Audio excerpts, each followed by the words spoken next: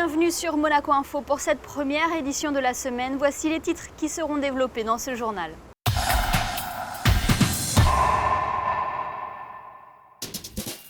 Nous débuterons ce journal en nous rendant à Montauban dans le Tarn-et-Garonne où Son Altesse Royale la Princesse de Hanovre s'est rendue en fin de semaine.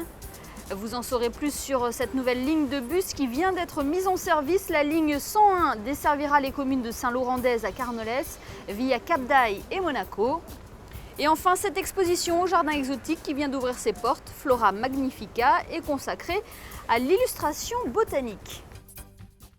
Prenons la direction de Montauban, dans le Tarn-et-Garonne, pour débuter ce journal où Son Altesse Royale, la Princesse de Hanovre, a assisté à la passation de commandement du 17e régiment du génie parachutiste. Il faut savoir que la princesse est la marraine de ce régiment. Retour sur cette manifestation avec Fabien Bonilla et Olivier Bonello. Son Altesse Royale s'est déjà rendue plusieurs fois au 17e régiment du génie parachutiste de Montauban. La princesse assistait ce vendredi à la passation de commandement entre le colonel Vallès, qui prendra d'autres fonctions au sein de l'armée, et le colonel Trican de la Goutte, le nouveau commandant de ce régiment. Plus de 800 personnes constituent les 6 compagnies du 17e RGP, des hommes et femmes au service de la France. Une centaine d'entre eux sont d'ailleurs partis au Mali pour l'opération Serval en 2013. Cette passation de pouvoir a débuté à l'extérieur de la caserne, devant le monument aux morts de Montauban. Le colonel en partance a effectué l'inspection des troupes avec la marraine du régiment.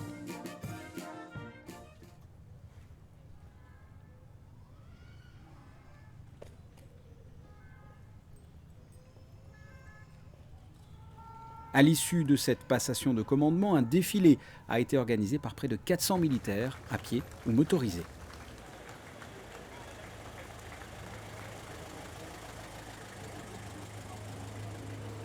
Son Altesse Royale est la marraine de ce régiment de parachutistes depuis 2 ans, juste après le drame qu'ont vécu les militaires de cette caserne. 2 d'entre eux sont tombés sous les balles du terroriste Mohamed Merah, sans oublier le caporal Loïc Libert, grièvement blessé, le seul survivant. La princesse prend son rôle de marraine très à cœur. J'espère que les occasions seront toujours nombreuses de nous retrouver et surtout qu'elles seront joyeuses et pleines d'affection. Mes chers parrains, mes chers filleuls, selon la tradition, il me revient donc de conclure par le haut patronage de notre saint patron et par Saint-Michel. Alors très concrètement, bien sûr, ce sont les... j'ai parlé du soutien aux familles éprouvées, les veuves ou les femmes de blessés, ou même les blessés. Elle a parlé du caporal Libert, elle est allée le voir à Paris, elle l'a soutenu. À Lourdes, pendant le pèlerinage militaire, elle est avec eux, c'est très important. Elle a tenu absolument à être vraiment, elle n'a pas fait que les cérémonies officielles, elle est allée les voir dans leur chambre, dans les moments difficiles.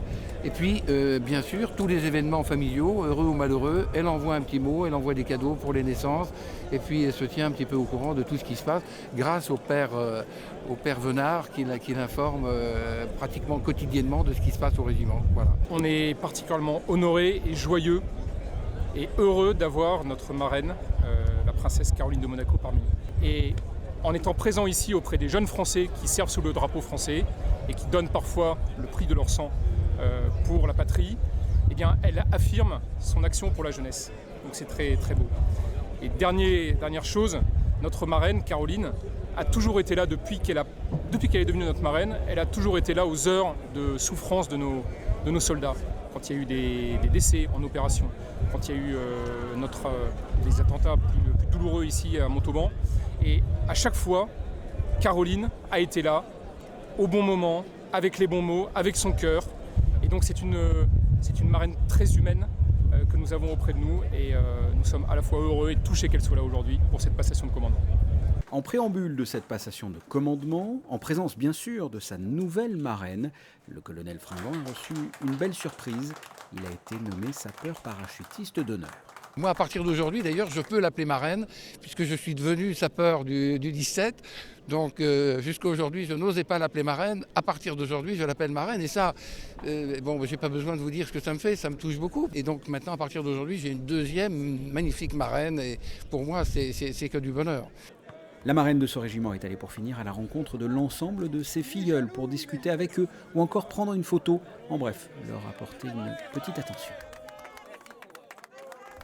Et nous reviendrons sur ce déplacement à Montauban dans une de nos prochaines éditions. Vous découvrirez notamment la mascotte de ce 17e RGP, une mascotte prénommée Malizia.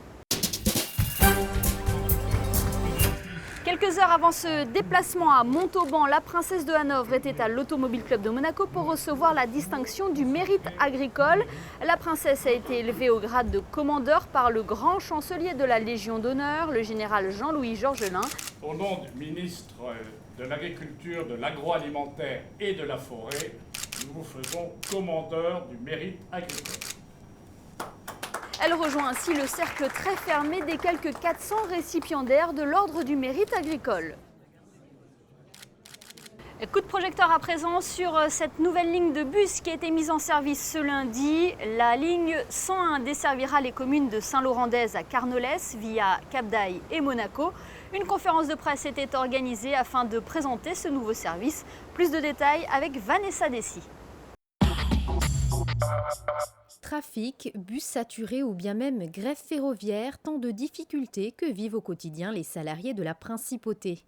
30 000 personnes des Alpes-Maritimes travaillent à Monaco, avec plus de 3,8 millions de voyages effectués chaque année et des pointes de fréquentation pouvant atteindre 15 000 voyageurs par jour. Il semblait indispensable à l'activité économique de la Côte d'Azur de proposer une nouvelle ligne de bus.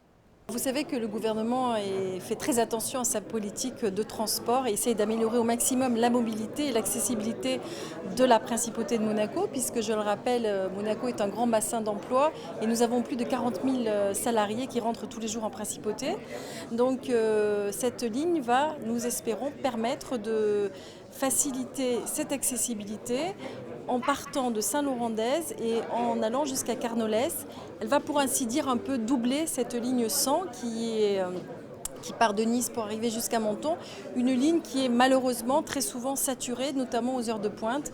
Et souvent les habitants des communes limitrophes ne peuvent pas monter dans les bus, sont obligés d'attendre 2 ou 3 bus puisque cette ligne est saturée. Donc c'est une ligne que nous lançons à titre expérimental, qui sera effective le matin aux heures de pointe et en fin de journée également aux heures de pointe et qui permettra donc, on l'espère, de faciliter la venue et la sortie de la Principauté aux nombreuses personnes qui viennent travailler chez nous. Grâce à l'augmentation constante de la fréquentation sur ce trajet, le Conseil général des Alpes-Maritimes a engagé une série de mesures. Le 27 juin dernier déjà, des bus articulés ont été mis en place afin d'augmenter de 50 à 80% le nombre de places offertes sur la ligne 100. La Principauté et le Conseil général des Alpes-Maritimes travaillent de concert depuis de nombreuses années grâce à une solide collaboration. Elle s'est passée sur un constat commun de la saturation de cette ligne, des difficultés. Nous en avons parlé depuis plusieurs mois. Nous travaillons dans un bon climat, nous avons toujours bien travaillé avec la Principauté et nous avons voulu chacun apporter une réponse concrète. Donc il y a cet engagement du Conseil général sur la ligne 100, il y a l'engagement de la Principauté sur cette nouvelle ligne 101 qui est créée. Et donc, dès aujourd'hui, nous avons une augmentation de l'offre de transport considérablement améliorée. Dès ce lundi, l'accès en Principauté sera donc facilité pour les salariés habitant Cap-d'Aille et Roquebrune-Cap-Martin. La tarification départementale s'appliquera sur la base des tarifs actuels de la ligne 100 et les abonnements seront également valables. Vous le savez, chaque été, le Palais Princier ouvre ses portes au grand public et plus précisément aux mélomanes. Des concerts sont organisés dans la cour d'honneur et cette année, 2 dates vont s'ajouter à la traditionnelle programmation des concerts au Palais Princier. La première, celle du 9 août avec le Summer Dream au profit de la Fondation Prince Albert II de Monaco. La deuxième réunira la chorale des Compères le 21 juillet. Cet événement sera lui organisé au profit de Mission Enfance dont Anne-Marie Fissor est la présidente. Nous l'écoutons, elle est au micro d'Alexandra Pani. C'est une chorale qui s'appelle Les Compères, une chorale parisienne d'amateurs mais de très haut niveau et qui vont chanter des différentes pièces lyriques. Et donc en fait ils s'appellent Les Compères parce que ce sont des conjoints de personnalités parisiennes. Et on a eu le contact grâce à monsieur et madame Fournier qui organise les Masters Monaco, Monte Carlo et surtout grâce à l'intervention de madame Patricia Husson qui est notre vice-présidente de l'association et qui a organisé tout ce concert. Comme tous les concerts qui sont donnés dans ce lieu prestigieux, le concert va commencer à partir de 21h30. On a pu également réaliser le concert grâce à l'intervention de différents partenaires et sponsors qui nous permettront d'effrayer et de faire en sorte que le 100% des billets vendus reviennent à l'association. Et ça sera un concert pendant lequel il n'y aura pas d'entracte, qui aura lieu, qui durera à peu près 1 heure, je pense. Il y a également l'intervention du maître Ruggero Raimondi, qui a accepté de participer bénévolement et qui chantera dans le programme des chants napolitains. Et voilà, donc ça sera une manière en musique de passer un moment agréable dans une jolie nuit d'été, j'espère. Nous prenons un peu de hauteur à présent, direction le Jardin Exotique qui a inauguré jeudi dernier l'une de ses expositions estivales. Flora Magnifica est consacrée à l'illustration botanique et retrace l'évolution de la représentation du règne végétal. Alexandra Pani vous en dit plus. À travers des aquarelles, dessins et photographies, l'exposition Flora Magnifica met en lumière l'étude des plantes depuis la naissance de la botanique moderne au XVIIIe siècle. Parmi les nombreux artistes présents figurent des illustrateurs et botanistes contemporains, monégasques et régionaux, tels qu'Étienne Clérici, Jean-Baptiste Barla ou encore Honoré Ardoino. Cette exposition fait suite à un premier partenariat entre la médiathèque et le Jardin Exotique qui avait vu le jour en 2011. Nous avions déjà proposé une exposition autour de Jean-Baptiste Lamarck et la botanique à Monaco. Et puis ce projet s'étant très très bien passé, on a eu envie de collaborer à nouveau. Et puis c'est aussi pour nous un moyen de mettre en avant des documents précieux qui appartiennent au fonds régional de la médiathèque. Il y a bien évidemment des ouvrages anciens, précieux, notamment une encyclopédie magnifique qui date du XVIIIe siècle, et puis des gravures originales de grands peintres et artistes qui ont travaillé autour de la botanique. Le thème général de l'exposition, c'est l'illustration botanique qui est abordée selon 3 axes principaux. Une première partie historique, bien entendu. Une deuxième partie est plus particulièrement consacrée aux artistes de Monaco qui ont travaillé sur ce sujet. Et une troisième partie retrace l'évolution des techniques et en particulier la dualité entre le dessin et la photographie qui sont les techniques principales qui sont utilisées, parfois en complément et parfois en concurrence l'une avec l'autre.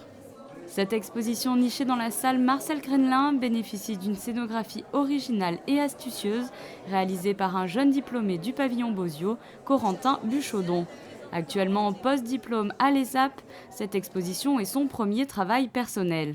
Le principe en fait c'était de faire une mise en abîme de la serre dans le jardin et donc rajouter le thème du dessin botanique. Et finalement, on a assez vite conclu avec l'équipe des commissaires à ce principe de construire 2 serres assez imposantes dans l'espace pour vraiment prendre tout l'ensemble de la salle d'exposition. Le public pourra découvrir des documents appartenant au fonds régional de la médiathèque de Monaco et de la bibliothèque spécialisée du Jardin Exotique. La circulation se fait à travers 3 zones bien distinctes. L'affiche de l'exposition a été réalisée quant à elle par des étudiants en première année du pavillon Bozio. Et sachez que cette exposition au Jardin Exotique est ouverte au public jusqu'au 27 août prochain. Dans le reste de l'actualité, en bref et en images. Passion, extravagance et sport de haut niveau ont marqué la Monte Carlo Polo Cup Trophée Cartier ce week-end. Cet événement a connu un large succès au stade du Devins avec de belles oppositions. Cette 2e édition a été remportée par l'équipe Twiga Cipriani. Elle a battu l'équipe Cartier en finale 10-4. Le drapeau américain était à l'honneur vendredi dernier aux Stars and Bars à l'occasion de l'Independence Day. De nombreuses personnes sont venues fêter la fête nationale américaine qui commémore la déclaration d'indépendance du 4 juillet 1776. Hot dog, popcorn, hamburger étaient au menu de cette soirée spéciale. Voilà pour ce tour d'horizon de l'actualité en principauté. Je vous propose à présent de découvrir les prévisions météo pour les prochains jours. Rétablissement d'un temps sec mardi, le ciel sera variable, partagé entre nuages et éclaircies. Le vent soufflera assez fort, les températures seront comprises entre 22 et 27 degrés. Même cas de figure mercredi avec un vent moins fort que la veille et des températures en baisse inférieures au normal de saison. Le temps sera agréable jeudi avec une légère remontée des températures. Et enfin vendredi, disparition des nuages, soleil plein et des températures grimpant jusqu'à 26 degrés. Ce journal est à présent terminé. Merci de nous avoir suivis. On se quitte en musique avec le concert de Kevin Costner et son groupe Modern West. On le connaissait réalisateur ou encore acteur. Et bien le public monégasque a pu le découvrir chanteur et musicien à l'occasion du Monte Carlo Sporting Summer Festival. À très bientôt sur Monaco Info.